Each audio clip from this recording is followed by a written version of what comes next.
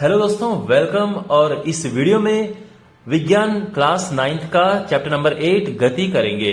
ये हिंदी मीडियम के स्टूडेंट्स के लिए वीडियो है, तो इसमें सारे शब्द हिंदी में इस्तेमाल करूंगा। और आप इस वीडियो को जरूर लाइक करना, अच्छा लगे तो शेयर जरूर करना और चैनल को आप जरूर सब्सक्राइब करें। तो ये वीडियो शुरू करते हैं।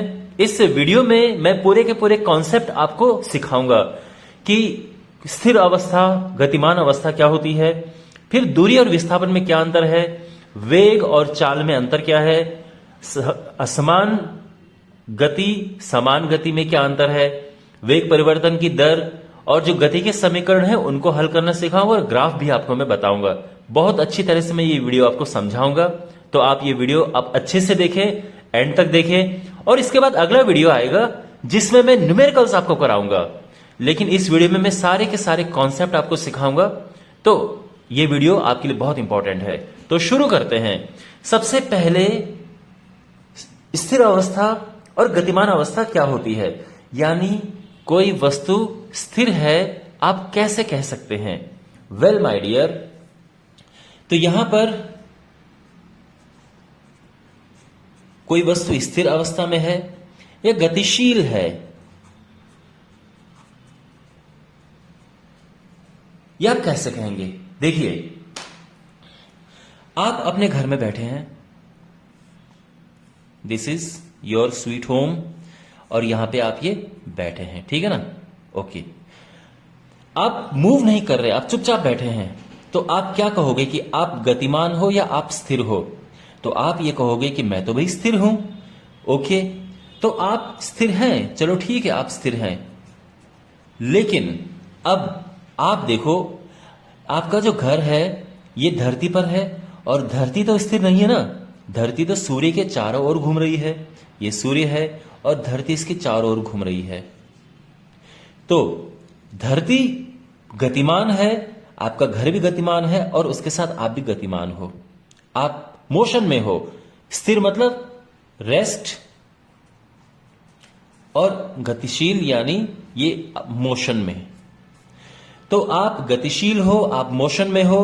अगर हम देखेंगे सन के हिसाब से, तो इसका मतलब यह है कि अगर हम ये कहें कि घर के सापेक्ष में,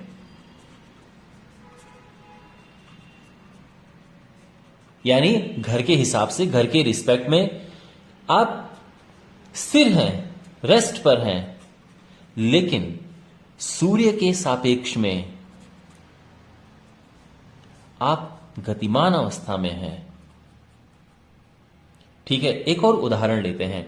एक बस है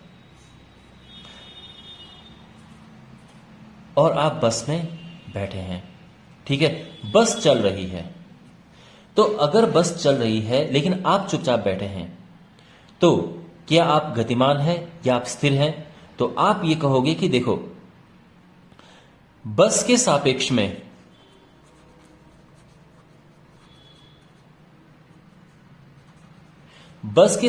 में आप स्थिर हैं, लेकिन सड़क के सापेक्ष में या धरती के सापेक्ष में आप गतिमान अवस्था में हैं, और आपकी जो गति है, आपकी जो चाल है, उतनी ही है जितनी की बस की चाल है। आपको बात समझ आ गई है। तो ये किसके सापेक्ष में है, ये बहुत निर्भर करता है। लेकिन अब मैं कहूंगा कि आम भाषा में क्या कहेंगे। आम भाषा में यानी आपके पास न्यूमेरिकल क्वेश्चंस आएंगे और उसमें लिखा होगा कि एक बस जो है वो स्थिर अवस्था में है और अब चलना शुरू करती है। तो उसमें अब आप ये नहीं बोलोगे कि भाई स्थिर अवस्था में कैसी है, वो तो धरती के साथ साथ घूम रही है, नहीं। ठीक है, आम भाषा में हम क्या कहते हैं कि अगर हमें अपनी चारों ओर की चीजें उनके हिसाब से, अगर हम गतिशील नहीं है, तो हम कहेंगे कि हम स्थिर अवस्था में है। तो हमारे जो चारों ओर के सापेक्ष में, जिसको हम सराउंडिंग्स कहते हैं, ये वातावरण जो है,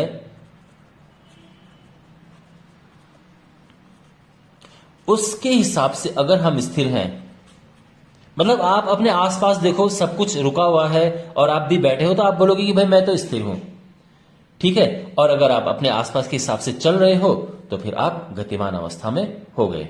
तो अगर आप अपने चारों ओर के सापेक्ष में स्थिर अवस्था में हो, तो हम उसको कहेंगे कि हाँ भाई आप स्थिर हो। तो अगर आपको किसी न्यूमेरिकल में किसी क्वेश्चन को सॉल्व करते हुए ऐसा मिला कि एक बाइक है और वो बाइक स्थिर अवस्था में है अभी, ठीक है ना, ये जो बाइक है ये स्थिर अवस्था में है, तो आप ये कहोगे कि हाँ भाई ये स्थिर अवस्था में है क्योंकि बाइक चल नहीं रही है। सड़क के सापेक्ष में देखो या आसपास के सापेक्ष में बाइक चल नहीं रही है।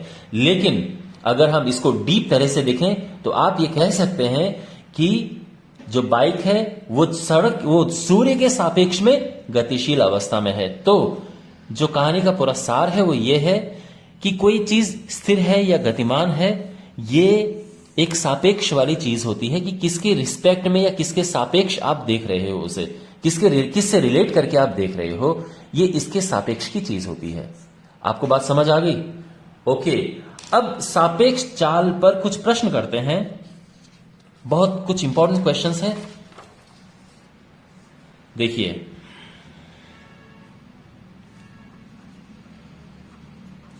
सापेक्ष चाल प्रश्न देखो। अब मैं आपके सामने कुछ कंडीशन लेके आता हूं। देखो, एक बस है और उसकी जो चाल है वो है 10 मीटर पर सेकंड और वो इस दिशा में जा रही है।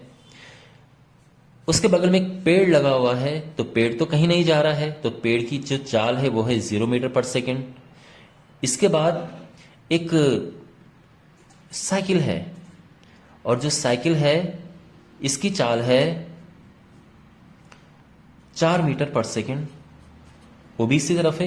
एक इंसान है और वो इस तरफ जा रहा है, वो है 2 मीटर पर सेकंड की स्पीड से। तो ये बहुत इंपॉर्टेंट क्वेश्चन है। इस तरह से क्वेश्चन कैसे आपके पास आ सकता है मैं आपको बताता हूं। आपको पूछा होगा कि हमें बतानी है बस की चाल। अब किसके सापेक्ष में ये भी होगा, तो बस की चाल जो है ये साइकिल के सापेक्ष में, ये साइकिल है, बाइसिकल, ओके। तो बाइसिकल यानी साइकिल के सापेक्ष में क्या होगी? तो देखो कैसे करते हैं। पहले बस की चाल लिखो जो कि है 10 मीटर पर सेकंड, इसमें माइनस कर देंगे हम जो भी ये लिखा होगा। तो साइकिल की चाल है 4 मीटर पर सेकंड, ये हमने माइनस किया तो ये होगा 6 मीटर पर सेकंड। बात समझ आ गई? अगर पूछा हो कि हमें बस की चाल बतानी है किसके सापेक्ष में? पेड़ के सापेक्ष में, तो बस की चाल है 10 मीटर पर सेकंड, पेड़ तो 0 है, तो ये आ जाएगा 10 मीटर पर सेकंड, ठीक है। और अगर पूछा हो कि बस की जो चाल है वो आदमी के सापेक्ष में क्या है, तो देखो बस की चाल 10 मीटर पर सेकंड। अब देखो आदमी उल्टा जा रहा है तो इसके लिए हम माइनस कर देंगे, ये ध्यान रखना, ठीक है ना। -2 मीटर पर सेकंड और ये आ जाएगा माइनस माइनस प्लस हो जाएगा, ये 12 मीटर पर सेकंड आ जाएगा। इसी तरह से अगर मैं ये कहूं कि जो मान लो कि एक और बस यहां जा रही है, सॉरी, और इस बस की चाल भी 10 मीटर पर सेकंड है, दोनों बसों की एक जैसी स्पीड है। तो अगर मैं ये कहूं कि एक बस की चाल दूसरे के सापेक्ष में बताओ, एक बस की चाल दूसरे बस के सापेक्ष में, तो क्या होगा? इसकी चाल अगर हमें इसके सापेक्ष में बतानी है तो वो 10 मीटर पर सेकंड है और इसमें माइनस भी 10 मीटर पर सेकंड हो जाएगा, तो ये हो जाएगा 0 मीटर पर सेकंड, ठीक है ना। तो अगर दोनों, अब आप खुद सोचिए, आप अगल बगल हैं, तो अगल बगल हैं, एक ये बस है और एक ये बस है, दोनों की चाल एक जैसी है, तो कोई आगे पीछे नहीं बढ़ेगा, दोनों बिल्कुल एक ही चाल से अगर चल रही हैं, तो मैं ये कह सकता हूं कि जो ये बस है इसकी अवस्था में स्थिर अवस्था में, इसके हिसाब से, ठीक है ना। अच्छा, इस क्वेश्चन को मैं चेंज करता हूं, यहां पर मैं लिखता हूं कि जो पेड़ की चाल है किसके सापेक्ष में? बस के सापेक्ष में क्या है? तो वो हो जाएगी, देखो पेड़ की खुद की चाल तो 0 मीटर पर सेकंड है, बस की 10 मीटर पर सेकंड है। अब हमने इसको माइनस करेंगे तो हम माइनस करेंगे तो ये -10 मीटर पर सेकंड आ जाएगा। यानी पेड़ की चाल बस के सापेक्ष में है -10 मीटर/सेकंड। ठीक है, और देखो जहां पे माइनस साइन आए तो ये समझ जाना कि ये उल्टी तरफ है, तो हम ये कह सकते हैं कि जो पेड़ है बस के हिसाब से उल्टा जा रहा है। आपने कभी देखा है कि आप नीचे नदी बह रही है और आप पुल के ऊपर हो, यहां पुल से आप इस नदी को आप देख रहे हो ऐसे, ठीक है ना, ये मान लो कि ये पुल है और आप यहां से नीचे नदी को देख रहे हो। आप नोटिस करेंगे ऐसा लगता है कि जो पुल है ये आगे चल रहा है। आप अगर आप नोटिस करें, मतलब ऐसा इल्यूजन होता है, ऐसा आभास होता है। पता नहीं आपने कभी किया होगा या नहीं किया होगा, लेकिन because I am from Rishikesh, तो वहां पे ये जो नदी इसके ऊपर हम पुल के ऊपर जाके ऐसे ही देखते हैं। तो अगर आप ये अज्यूम करके चलो, अपने एक इल्यूजन इस तरह का पैदा होता है कि भाई अगर गंगा नदी रुकी हुई है तो लगता है कि ये पुल कितनी तेजी से आगे जा रहा है, ऐसा महसूस होता है। ठीक है, यानी नदी अगर इस तरफ बह रही है तो पुल हमें इस तरफ जाता हुआ प्रतीत होता है, जबकि पुल तो बिल्कुल स्थिर है। तो यही सब है, ठीक है ना। आई होप आपको ये समझ आ गया होगा, ये इंपॉर्टेंट चीज है, इसको समझ लेना, पढ़ लेना, ठीक है। इसके क्वेश्चंस प्रैक्टिस करना। ओके, बढ़ते हैं अब अगले टॉपिक की ओर। अब मैं आपको बताता हूं माय डियर, दूरी और चाल में, दूरी और विस्थापन में क्या अंतर है। तो दूरी और विस्थापन मैं आपको बताऊंगा। देखो माय डियर, दूरी होती है जो आप एक्चुअल में चलते हो। तो मान लो कि ये आपका घर है और यहां पर आपका स्कूल है।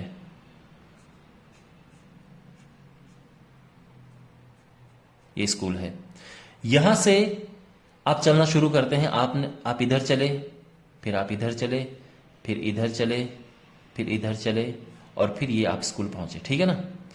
ये मान लो कि है 100 मीटर, ये भी 100 मीटर है, ये 60 मीटर है, ये 120 मीटर है, और ये 30 मीटर है। तो क्वेश्चन ये है कि आपके घर से आपके स्कूल की दूरी क्या है।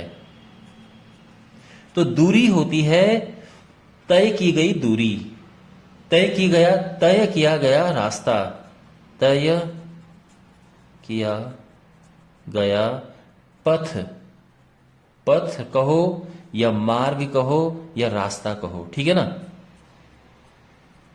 जो एक्चुअल में चला गया है। तो कितना चला गया है, आप यहां पहले 100 मीटर चले, फिर आप 100 मीटर और चले, फिर 60 मीटर चले, फिर 120 मीटर, फिर 30 मीटर। तो ये टोटल हो जाएगा 100, 200, 260, 360, 380, 410 मीटर।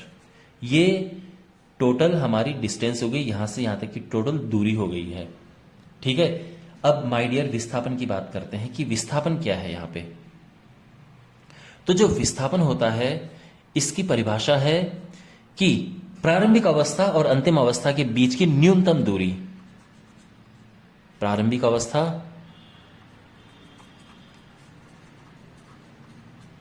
तो इसमें प्रारंभिक अवस्था घर है, क्योंकि यहां से चलना शुरू किया है, से अंतिम अवस्था के बीच की दूरी, यानी अंतिम जो उसकी पोजीशन है, अंतिम अवस्था के बीच की न्यूनतम दूरी। समझ आ गया। तो प्रारंभिक अवस्था और अंतिम अवस्था के बीच की न्यूनतम दूरी, तो मैं ये मान के चलता हूं कि ये बिल्कुल ऐसा ये स्ट्रेट लाइन पे है। तो ये जो है ये विस्थापन हो गया है। तो अगर मैं यहां पर विस्थापन निकालूं तो क्या आएगा। अब देखो विस्थापन क्या होगा, यहां से आप सोचो, जस्ट इमेजिन करो, कोशिश करो सॉल्व करने का कि यहां से यहां तक क्या हो सकता है। तो देखो अगर ये 100 है तो यहां से यहां तक भी 100 होगा, और ये 120 है यहां से यहां तक, तो ये 120 होगा, ठीक है ना। या आप वैसे नाप लो, आप अपने घर से लेके स्कूल तक की सीधी दूरी, एकदम सीधी रेखा में दूरी नाप सकते हैं, और ये हो जाएगा 100 + 120 यानी 220 मीटर। आपको बात समझ आ गई। तो ये निकलता है विस्थापन, प्रारंभिक अवस्था और अंतिम अवस्था के बीच की न्यूनतम दूरी। एक और मैं उदाहरण आपको देता हूं। दूसरा उदाहरण है कि एक आयताकार कोई मार्ग है, इस तरह से कुछ है, ठीक है। ये ABCD है, ये है 100 मीटर, तो ये भी 100 होगा क्योंकि आयताकार है। ये है 50 मीटर, तो ये भी 50 मीटर होगा।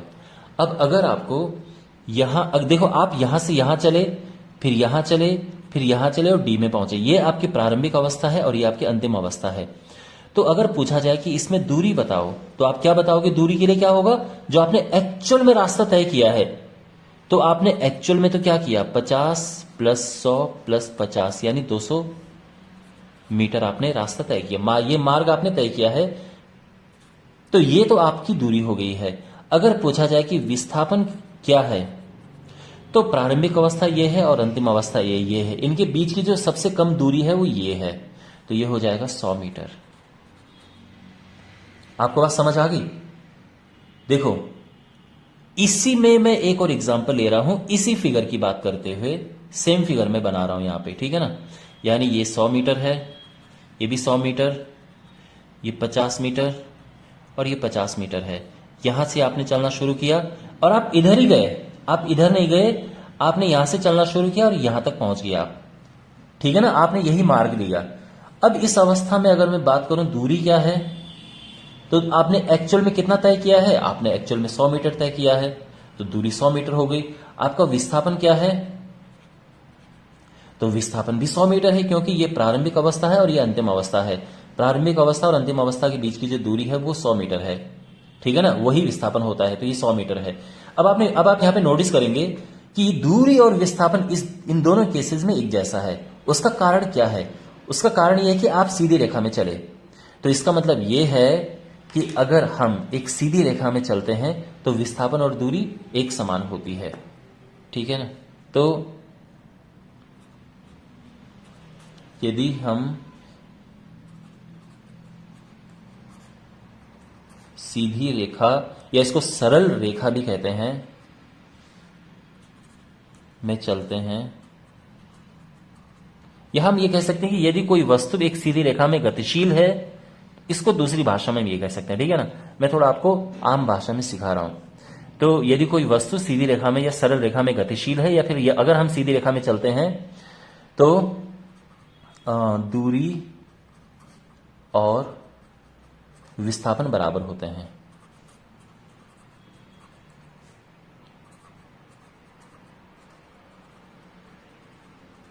ठीक है, आपको बात समझ आ गई? तो दूरी और विस्थापन बराबर होते हैं अगर हम सीधी रेखा में चलते हैं तो। और एक और मैं फाइनल एग्जांपल आपको यहां पे दे रहा हूं, एग्जांपल 4 है। यहां पर एक पाक है और ये वृत्ताकार है, ये एक वृत्त बना हुआ है, ठीक है ना, और ये इसका केंद्र है। आपने यहां से आपने चलना शुरू किया, ये ए है, ठीक है ना, ध्यान रखना ये इसका डायमीटर। लेकिन आप यहां नहीं गए, आपने ए से चलना शुरू किया, आप यहां गए और फिर आप बी पर पहुंचे, ये इसका केंद्र है। लेकिन आपने ये मार्ग लिया है, आप ऐसे चले हो। अगर इसका जो रेडियस है, त्रिज्या, वो है 14 मीटर, तो आपको दूरी और विस्थापन बताना है कि दूरी आपने कितनी तय की और आपका विस्थापन क्या है। तो देखो, अगर मैं बात करूं दूरी की, दूरी को बाय द वे इंग्लिश में डिस्टेंस कहते हैं, अगर आप जानने में इच्छुक हो, और विस्थापन को इंग्लिश में डिस्प्लेसमेंट कहते हैं।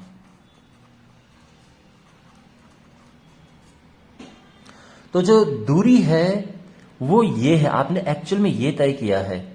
तो अगर मैं बोलूं कि यहां पे दूरी क्या है, उसको कैलकुलेट करो, तो कैसे कैलकुलेट करेंगे? तो हमें ये रास्ता निकालना पड़ेगा। आप जानते हैं कि अगर जो पूरा चलता तो उसको हम कहते हैं इसकी परिधि होती है 2 पाई आर, क्योंकि इसने आधा ही तय किया है तो ये आधा हो जाएगा, यानी पाई आर। पाई होता है 22/7, उसकी वैल्यू इसलिए हम लेते हैं, और आर है 14। जब ये कटेगा तो ये आ जाएगा 44 मीटर। तो दूरी कितनी हो गई? 44 मीटर। और अगर मैं यहां पे विस्थापन की बात करूं, तो विस्थापन क्या होता है? प्रारंभिक अवस्था और अंतिम अवस्था के बीच की न्यूनतम दूरी, जो कि ये होगी बिल्कुल। और ये क्या है? तो देखो माय डियर, त्रिज्या होती है इतनी, ठीक है, ये इतनी है, तो जो पूरा ए बी होगा वो इसका दुगना हो जाएगा। तो 14 + 14 करो, या 14 × 2 करो, और ये 28 मीटर आ जाएगा। बात समझ आ गई? तो ये है माय डियर दूरी और विस्थापन में अंतर, ठीक है। दूरी है जो तय किया गया पथ होता है, तय किया गया रास्ता। विस्थापन होता है प्रारंभिक अवस्था से अंतिम अवस्था के बीच की न्यूनतम दूरी, ये विस्थापन है, ठीक है ना। अच्छा, इसमें जो है एक दो अंतर मैं और लिख देता हूं। पहली बात तो दोनों की जो यूनिट है वो मीटर है, ये भी मीटर होता है और ये भी मीटर है, ठीक है ना, मीटर मीटर। एक और अंतर इसमें यह है कि दूरी एक अदिश राशि है, दूरी एक अदिश राशि होती है और जो विस्थापन होता है वो सदिश राशि होती है।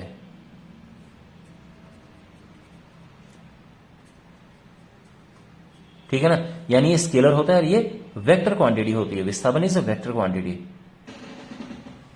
तो ये सदिश है और ये अदिश है। एक तो ये है। दूसरा ये है कि अगर आप अपनी जगह से हिल गए तो दूरी हमेशा और हमेशा पॉजिटिव होती है। आप कभी भी ये नहीं लिखेंगे कि इसकी दूरी माइनस में है। जो विस्थापन है वो प्लस भी हो सकता है, वो जीरो भी हो सकता है और वो माइनस भी हो सकता है। ठीक है ना, मतलब आपने यहां से चलना शुरू किया और आप ये पूरा चक्कर मारा आपने, तो दूरी तो ये पूरी होगी जितना आप एक्चुअल में चले हो। आप भले अपनी जगह पे वापस आ गए लेकिन दूरी वो है जो आप पूरा चले हो। लेकिन विस्थापन जीरो होगा क्योंकि प्रारंभिक और अंतिम अवस्था तो सेम ही है, तो विस्थापन होगा जीरो, शून्य। ठीक है, इस अवस्था में। तो जब आप वापस अपनी अवस्था में आ जाते हैं तो विस्थापन जीरो होता है। ये लाइन बच्चों मेरे साथ बोलो, आप मेरे साथ इस बात को रिपीट करो। अगर कोई वस्तु अपनी प्रारंभिक अवस्था में वापस आ जाती है तो उसका विस्थापन शून्य होता है, जीरो होता है। ठीक है ना। और हमेशा इस बात का ध्यान रखना कि दूरी हमेशा विस्थापन से ज्यादा ही होती है। ऑब्वियस सी बात है। दूरी और विस्थापन बराबर कब होते हैं? जब वो सीधी रेखा में जाए। सीधी रेखा नहीं है तो दूरी हमेशा ज्यादा होगी विस्थापन से। आपके मन में प्रश्न हो सकता है कि सर ये माइनस में कब होता है? माइनस में होता है, अब देखो ये मैं आपको थोड़ा समझा देता हूं कि ये माइनस में कब होता है।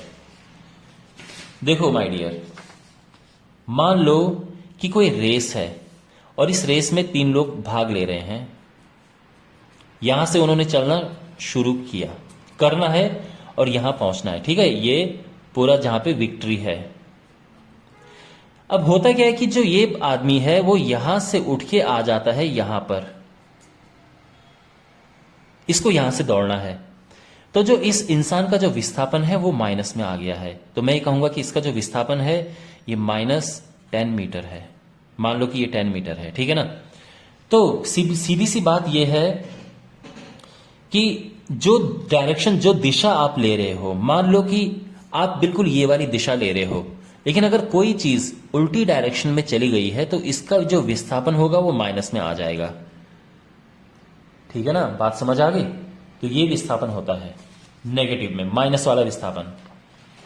वेल माय डियर, अब हम बात करते हैं। देखो ये मैंने आपको समझाया था दूरी और विस्थापन में अंतर। अब मैं आपको बताता हूं कि इसी में मैं आपको आगे एक्सप्लेन करूंगा कि चाल और वेग में क्या अंतर है। पहली बात तो यह है कि दोनों की जो दोनों का यूनिट होता है, दोनों का मात्रक जो होता है वो मीटर पर सेकंड होता है या किलोमीटर पर आवर, किलोमीटर प्रति घंटा। ये इनका दोनों का सेम। ठीक है ना। लेकिन जो चाल होती है ये है दूरी बटे समय, और जो वेग होता है ये है विस्थापन बटे समय। ठीक है ना। चाल दूरी बटे समय, वेग विस्थापन बटे समय। अब अगर हम बात करें इन क्वेश्चंस की जो हमने यहां पे किए थे, मान लो कि मैं इस प्रश्न की बात करता हूं और यहां पे मैं ये लेके चलता हूं कि जो समय लगा वो लगा 10 सेकेंड। तो मुझे चाल और वेग बताना है। मैं इस प्रश्न की बात कर रहा हूं। ठीक है ना। तो इस प्रश्न के हिसाब से जो चाल होगी, दूरी कितनी थी यहां पर? 44 मीटर, लेकिन समय लगा 10 सेकंड, तो डिवाइड करेंगे 4.4 मीटर पर सेकंड आ जाएगा। और वेग होता है विस्थापन बटे समय। विस्थापन कितना था? 28 मीटर, तो ये हो जाएगा 28 मीटर बटे 10 सेकंड, क्योंकि 10 सेकंड का वक्त लगा है, वो दोनों केस में ही 10 सेकंड लगा है। डिवाइड करेंगे तो 2.8 मीटर पर सेकंड आ जाएगा। तो ये बहुत सिंपल है, चाल दूरी बटे समय होगा और वेग विस्थापन बटे समय। यहां पर एक और बात है, जो हमने यहां देखा था वही यहां पे, यानी जो ये मैंने लिखा था ये इन दोनों के लिए काम आता है। कहने का मतलब ये है, अगर आपके पास प्रश्न ये आता है कि चाल और वेग कब बराबर होंगे, तो आप यही कहोगे कि अगर सीधी रेखा में चलते हैं, ठीक है ना, कोई वस्तु अगर सरल रेखा में गतिशील है तो चाल और वेग बराबर होते हैं।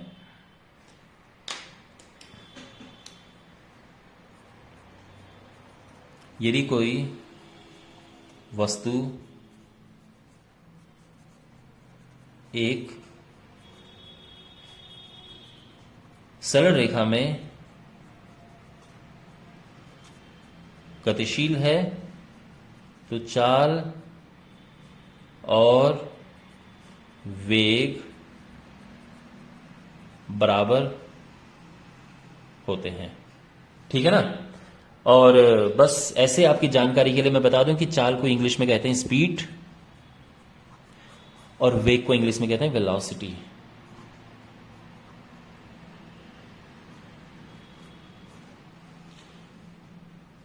ठीक है, तो मैं उम्मीद कर रहा हूं कि आपको समझ आ गया होगा। चाल और वेग में वही अंतर है, चाल अदिश राशि है,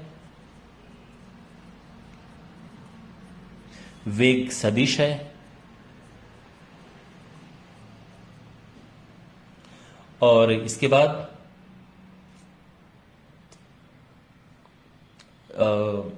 एक और है, हाँ, जो चाल है ये हमेशा पॉजिटिव होती है, हमेशा धनात्मक होती है। वेग जैसे कि विस्थापन में था, ये धनात्मक भी हो सकता है, जीरो भी हो सकता है और ऋणात्मक भी हो सकता है, ठीक है ना। तो आपको ये अंतर, ये सब समझ आ गया है। ओके, अब यहां पर आपको मैं एक और चीज समझाता हूं। ये है कि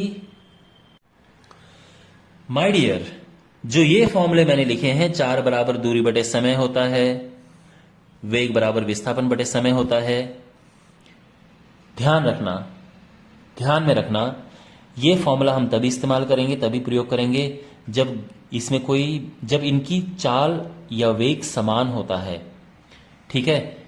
इसमें देखो, ये तभी हम इस्तेमाल करते हैं अगर एक समान चाल है।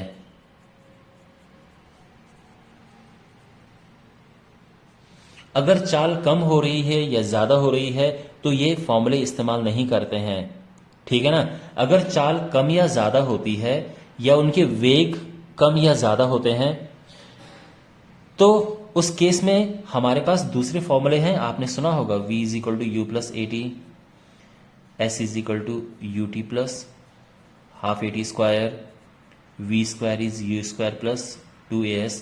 ये सारे होते हैं किसमें, जिसमें हमारे पास वेग एक समान नहीं होता है, वेग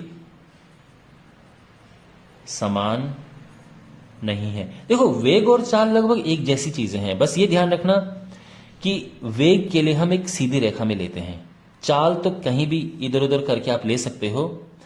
यानी कहने का मतलब ये है कि अगर आप ऐसे जा रहे हो और आपकी स्पीड सेम है, बिल्कुल स्पीड सेम है, तो आपकी स्पीड सेम रहेगी। वेग के लिए आपकी चाल भले ऐसी, लेकिन अगर आप मुड़ते हैं तो आपका जो वेग है वो लगातार चेंज होता जाएगा, क्योंकि वेग में डायरेक्शन होती है। इसलिए जब हम वेग की बात करते हैं तो मैं आपको अब ये ठीक से समझा रहा हूं, जब भी हमारे पास वेग वाले प्रश्न होते हैं तो वस्तु एक सीधी रेखा में चलती है। सीधी रेखा में चलने से क्या होता है कि देखो, यदि कोई वस्तु सरल रेखा में गतिशील है तो चाल और वेग बराबर होते हैं। तो इस केस में अगर मान लो कि चाल, अगर कोई वस्तु सरल रेखा में है और इसकी जो चाल है वो 10 मीटर पर सेकंड है, तो इसका जो वेग होगा वो भी 10 मीटर पर सेकंड होगा। इसलिए हम सीधी रेखा वाले प्रश्न लेते हैं। तो जितने भी हम अगर यहां पे बात करेंगे वो सब सीधी रेखा वाली बात करेंगे, ठीक है। आगे जो क्वेश्चंस आपके पास आएंगे वो सभी क्वेश्चन एकदम सीधी रेखा में चाल के क्वेश्चन हैं। इसीलिए अगर कहीं पे चाल बीच में आ जाए तो आप परेशान मत होना, लेकिन ये ध्यान रखना वो एक्चुअल में वेग होता है। वेग शब्द से डरना मत, आप ये समझो कि बिल्कुल जैसे चाल है वैसे ही है, वो बस सीधी रेखा में है, ठीक है। तो मैं ये कहना चाह रहा था आपको कि अगर किसी का वेग एक समान है, बिल्कुल ये 10 की स्पीड से ही चल रहा है, तो ये फॉर्मूला हम लगा सकते हैं। लेकिन अगर वेग कम ज्यादा होता है तो हम ये वाले फॉर्मूले लगाते हैं। आपने बिल्कुल देखे होंगे, ये समीकरण आपने देखे होंगे। अभी हम इन्हें प्रूव करेंगे थोड़ी देर में, लेकिन आपकी जानकारी के लिए मैं ये बता रहा हूं कि ये फॉर्मूला हम तब प्रयोग करते हैं जब हमारे पास एक समान चाल होती है, त्वरण नहीं होता है। यहां पे जो ए है वो क्या है, त्वरण है, ठीक है ना। और अभी हम इस टॉपिक पे आएंगे। चलो हम यही टॉपिक करते हैं। तो देखो, मान लो कि कोई गाड़ी है, उसकी चाल है 10 मीटर पर सेकंड, उसने एक्सीलेटर दबाया, एक्सीलरेटर, और अब हो गई है 20 मीटर पर सेकंड। और मान लो ये काम हुआ है टोटल 4 सेकंड में, यानी 10 मीटर पर सेकंड उसकी चाल थी। वेग मान लीजिए, एक्सेलरेटर दबाया और चाल, और उसका जो वेग है वो बढ़ के 20 हो गया है। तो हमें इसका त्वरण ज्ञात करना है। तो देखो, त्वरण होता है वेग परिवर्तन की दर।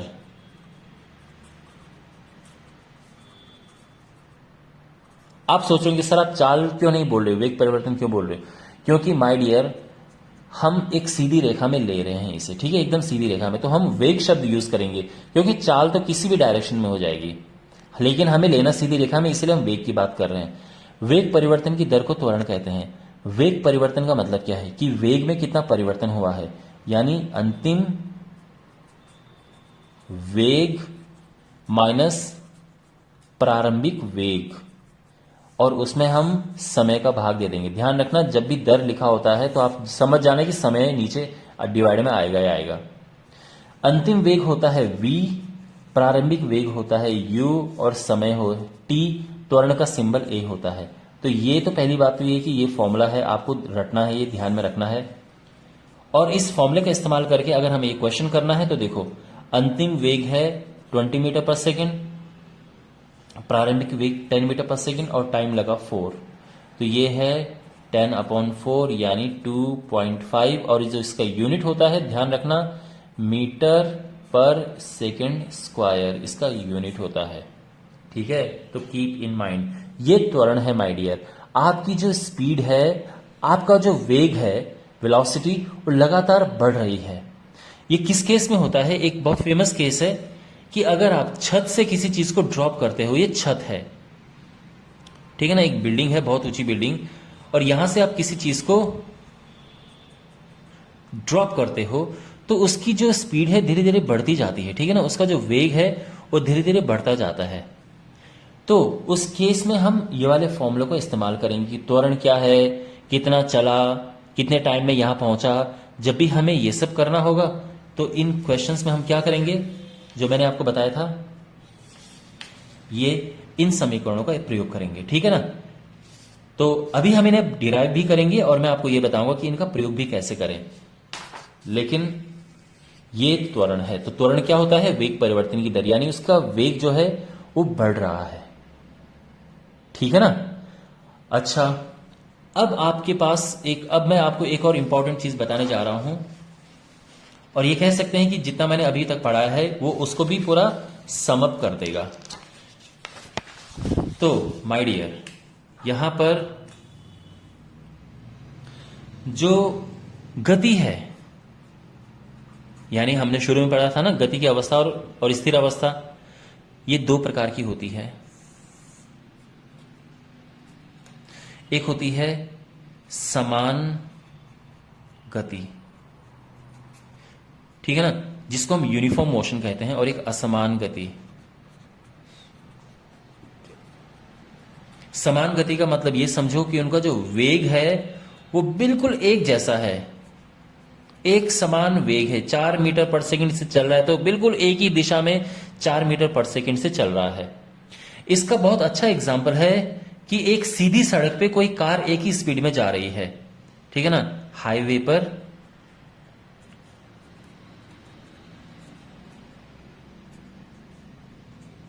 कोई कार जा रही है एक ही 80 की स्पीड में, तो बिल्कुल 80 पे ही चल रही है।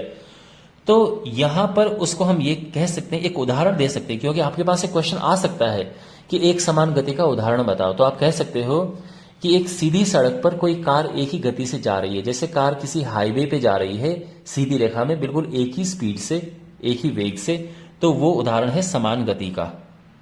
ठीक है ना। तो ध्यान रखना वेग एक समान होता है। अब वेग एक समान होने का मतलब यह है कि अगर आपको ग्राफ बनाना होगा इसका, तो ग्राफ इसका कैसे बनेगा देखो, ध्यान से देखना आप। तो देखो माय डियर, ग्राफ जो बनता है वो किस किस के बीच बनता है, या तो वो बनेगा वेलोसिटी और टाइम के बीच बनेगा, या डिस्टेंस और टाइम के बीच भी बनता है ग्राफ। ठीक है ना।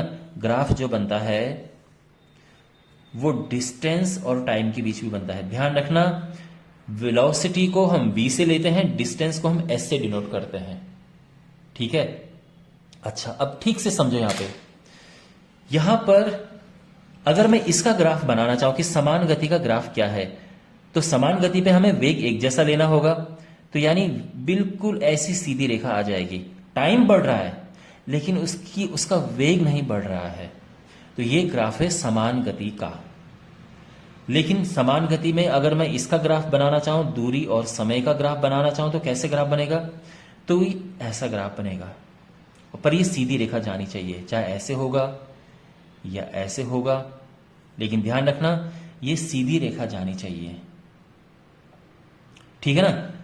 तिरछी नहीं होनी चाहिए, एकदम स्ट्रेट लाइन हो और तो आप देख सकते हैं समय भी बढ़ रहा है और डिस्टेंस भी बढ़ रही है, लेकिन एक ही हिसाब से बढ़ रही है।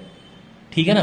तो जो समान गति होती है उसकी अगर मैं परिभाषा की बात करूं तो क्या होता है, हम इसकी परिभाषा दे सकते हैं समान समय अंतराल में समान दूरी अगर तय होती है, समान दूरी तय करना समान गति कहलाता है। समान समय अंतराल, एक जैसे टाइम इंटरवल, मतलब पहले 5 सेकंड में कोई 10 मीटर चला है, फिर अगले 5 सेकंड की बात करूं फिर 10 मीटर चला, अगले आने वाले 5 सेकंड में भी 10 मीटर चला। मतलब इस तरह से समान समय अंतराल में समान दूरी तय करना होता है समान गति। समझ आ गया। और इस तरह से ग्राफ बनते हैं। असमान गति में क्या हो जाएगा, यह हो जाएगा समान समय अंतराल में असमान दूरी तय करना।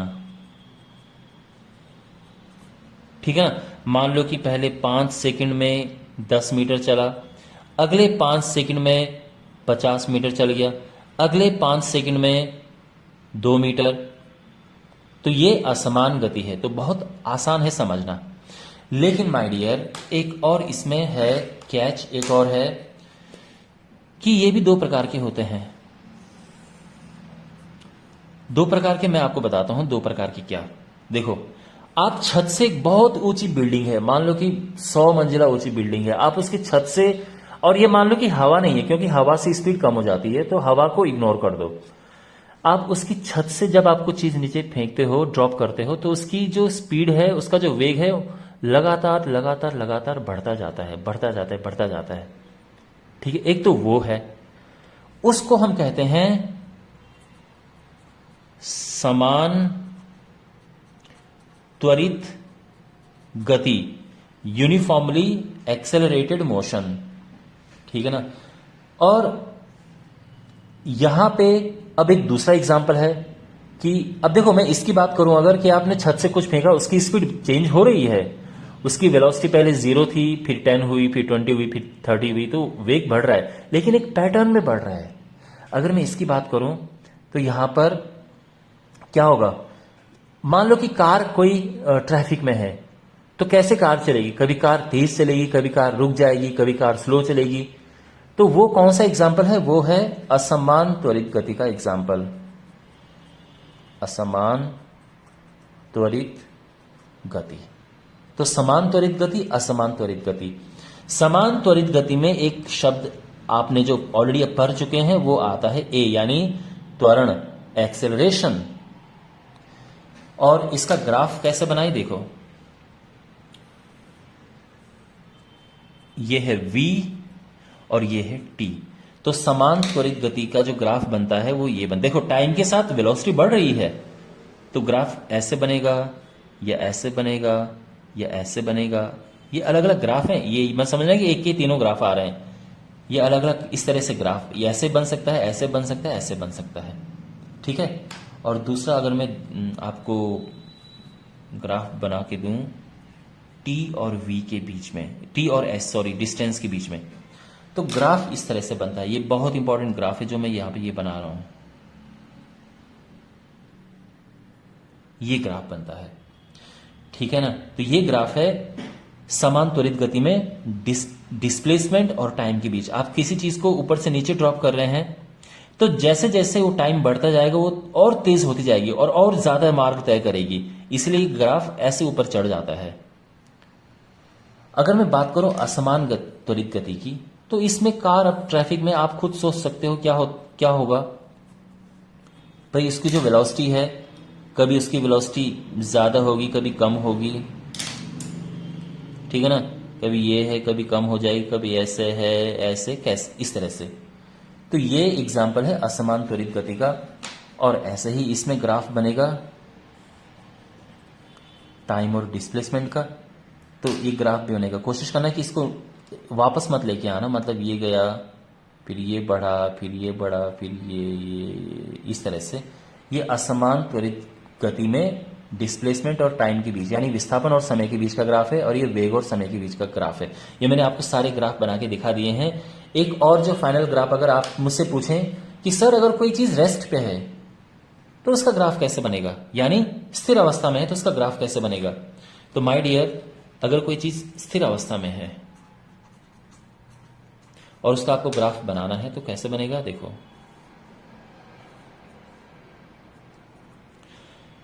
ये v है और ये t है, तो चूंकि उसकी तो स्पीड ही नहीं है कुछ, तो टाइम तो बढ़ रहा है लेकिन उसका स्पीड 0 है, तो वो ऐसे जाएगा, ये तो उसकी स्पीड 0 है और टाइम, और ऐसे ही s और t का ग्राफ बनेगा, ठीक है ना। तो ध्यान रखना ये स्थिर अवस्था हो गई है। तो ये है, इसमें ग्राफ भी मैंने आपको सारे समझा दिए हैं, और जो हर प्रकार की गति है वो आपको समझा दी है, बहुत इंपॉर्टेंट है। अच्छा, अब इनमें जो सबसे इंपॉर्टेंट पार्ट है वो है ये वाला समान त्वरित गति। तो ध्यान रखना v और t के बीच इस तरह का ग्राफ है इसमें, ठीक है ना।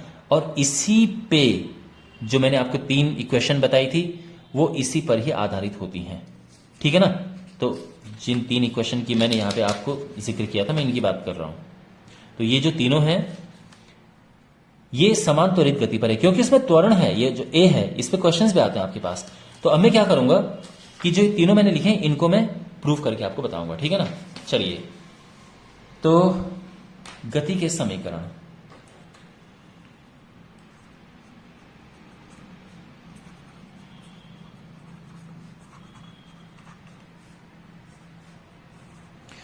तो 3 समीकरण है इसके। पहला है v is equal to u plus a t, फिर है s is equal to u t plus half a t square, फिर है v square is equal to u square plus 2as। इन तीनों को हम 1 बाय 1 प्रूव करेंगे। अच्छा, इनको प्रूव करने में हमें एक ग्राफ बनाने की आवश्यकता होगी, और वो कौन सा ग्राफ है देखो, और ये ग्राफ सब में चल जाएगा, यानी तीनों में से कोई भी आपको डिराइव करना है तो ये ग्राफ चल जाएगा। एक्स एक्सिस, वाई एक्सिस, ये लिखना वैसे जरूरी होता है। ये अब देखो, कोई वस्तु है, उसने यहां से चलना शुरू किया है और ये ऐसे चली नहीं है, चल तो सीधी रेखा में रही है। ये उसका जो ये ग्राफ है, ये पहली बात तो v और t के बीच में है, वेलोसिटी और टाइम के बीच में। मैंने आपको बताया था ना v t के बीच का ग्राफ इंपॉर्टेंट है, इसी से हम सारे निकालेंगे। तो पहले जब चलना शुरू किया तो उसकी पहले से एक स्पीड थी u, रेस्ट से नहीं चला, उसमें कुछ एक उसकी स्पीड थी, और चल के फिर वो a से b में गया, यहां पे a पॉइंट था, फिर a से b में गया, तो a से b में गया तो उसकी स्पीड बढ़ गई, ठीक है। कैसे बढ़ी भाई, एक्सेलेरेटर दबाया होगा, एक्सेलेरेटर, तो स्पीड बढ़ गई, या आप नीचे किसी चीज को फेंक रहे हैं तो उसकी स्पीड बढ़ गई, तो स्पीड बढ़ के v हो गई है। कितने टाइम में स्पीड बढ़ी, ये टाइम है t, टी टाइम में ये स्पीड बढ़ी है। तो हमें निकालना है, अब हमें दो चीजें होती इसमें, एक है त्वरण और एक है विस्थापन। दोनों हम निकाल देंगे। क्यों? क्योंकि v तो हमारे पास सामने है और t भी सामने है। त्वरण और विस्थापन कैसे निकलेगा मैं बताता हूं। चलो इसको मैं ऐसे कर लेता हूं, हमें जरूरत पड़ेगी इसकी। और ये हो गया ए बी सी डी, ये अपना O है। अच्छा, तो सबसे पहले एक फॉर्मूला है त्वरण। त्वरण होता है वेग परिवर्तन की दर बटे समय, लेकिन यहां पे हम ये इस्तेमाल नहीं करेंगे। यहां पे हम करेंगे त्वरण जो होता है वो होगा ए बी का स्लोप, ठीक है ना। इसका स्लोप यानी इसकी ढाल ज्ञात करनी है, और स्लोप का फॉर्मूला होता है y2 minus y1 upon x2 minus x1। ये इंपॉर्टेंट है, ये मत समझना कि सर आप बड़ी क्लास का सिखा रहे हो हमें, बिल्कुल नहीं। ये आपके लिए बहुत इंपॉर्टेंट है, यही है इसमें। लेकिन आगे आपको बड़ा इजी लगेगा ये। देखो, जो त्वरण है वो होता है a। अच्छा, ये y है और ये x है, तो यहां माइनस करो। ये प्रारंभिक अवस्था या अंतिम अवस्था है, तो v माइनस यू, ठीक है ना। y एक्सिस के दोनों ले लिए, अब x वाले दोनों लो। यहां पे टाइम कितना था t, और यहां पे टाइम कितना था 0, तो t माइनस 0। तो ये हो जाएगा a बराबर v minus u upon t, cross multiply किया, ए टी बराबर v माइनस यू। अब u इस तरफ जाएगा तो हो जाएगा u प्लस ए टी बराबर v, और फाइनली हमारे पास क्या आ गया, v is equal to u plus a t. हो गया प्रूफ पहला वाला। ओके, अब हम करेंगे दूसरा वाला इक्वेशन प्रूफ।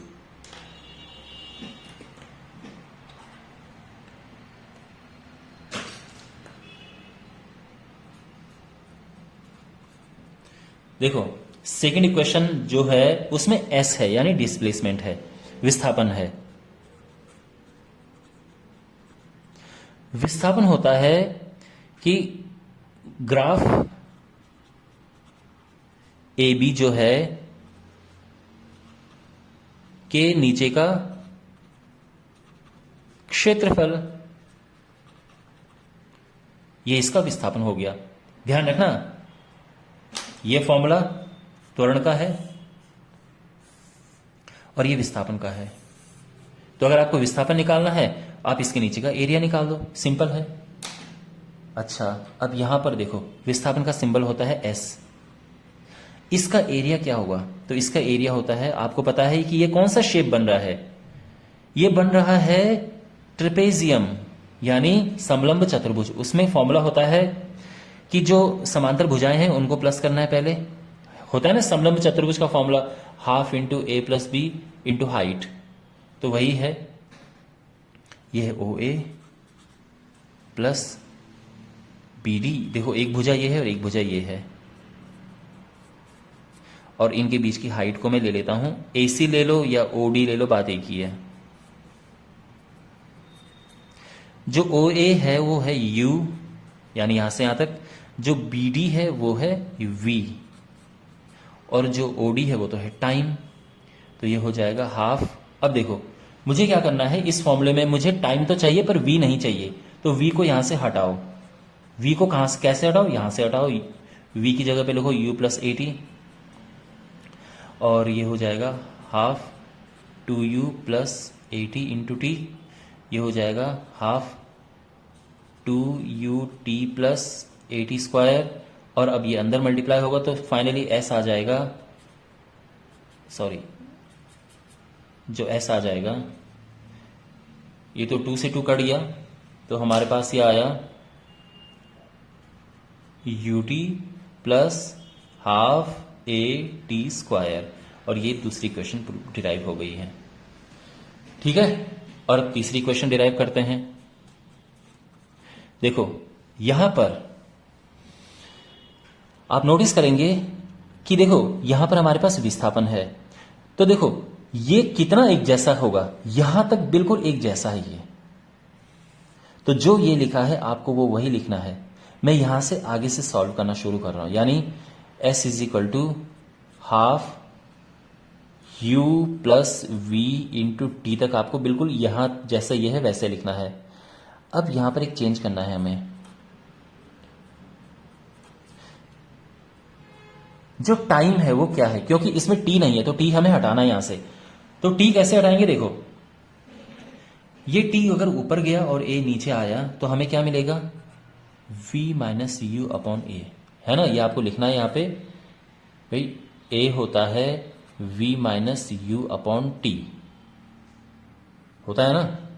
तो t अगर ऊपर जाएगा तो a नीचे आ जाएगा, तो मैंने t की जगह पे लिख दिया है। अब ये क्या होगा, v माइनस यू एंड यहाँ पे v प्लस यू है तो ये है v square minus u square, नीचे आ गया 2a और यहाँ पे s है। अब ये क्रॉस मल्टीप्लाई होंगे तो 2as आ जाएगा, v square minus u square, ये इस तरफ जाके प्लस होगा तो finally v square is u square plus 2as। ये तीसरी इक्वेशन डिराइव हो गई है। Okay, alright, well my dear, ये इसी के साथ ये जो इक्वेशंस हैं ये डिराइव हो चुकी हैं और जो आपके कॉन्सेप्ट का टॉपिक है ये पूरा ओवर हो चुका है। इसमें मैंने आपको बहुत इजी लैंग्वेज में प्रयास किया कि आपको सिखाऊं, लेकिन जब आप न्यूमेरिकल इसके करेंगे तो आपको चीजें और भी अच्छी तरह से समझ आएंगी। तो अगले वीडियो में हम इसके न्यूमेरिकल करेंगे। अगर आपको मेरे वीडियोस पसंद आते हैं और आप मेरे चैनल को सपोर्ट करना चाहते हैं तो आप ज्वाइन बटन पे क्लिक करके चैनल को ज्वाइन कर सकते हैं। 159 रुपीज पर मंथ में, वो आपकी श्रद्धा है, तो आप करना चाहें तो ठीक है ना, अदरवाइज कोई बात नहीं। और अगर हो सके तो ये वीडियो अपने दोस्तों के साथ, अपने क्लासमेट्स के साथ में शेयर करें, जिससे कि ये चैनल ग्रो हो और मेरी मदद करें इस चैनल को ग्रो करने पे। और भी अच्छे वीडियोस आपके लिए आते रहेंगे। And thank you so much for watching. मिलते हैं अगले वीडियो में, टेक केयर।